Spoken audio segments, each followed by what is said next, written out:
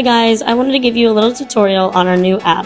When you open up the Soulstones app, you'll be able to see all of your Soulstones on the front page.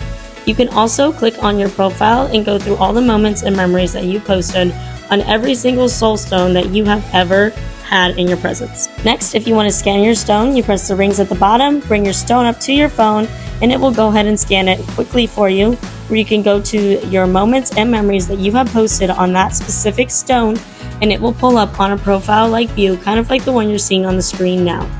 Next up, you can head over to the map and you can click on different locations and see what memories have been posted in those locations. I, of course, started out in Florida and sifted through some memories there. I went around and clicked a bunch of random locations, and I was able to see all the adventures and fun that everybody has been having on their Soulstones. It's pretty cool to be able to click on these different locations and see all the fun that everybody has been having in their own spots. Last but not least, we have the main homepage for Soulstones. This is where you'll see all public stones.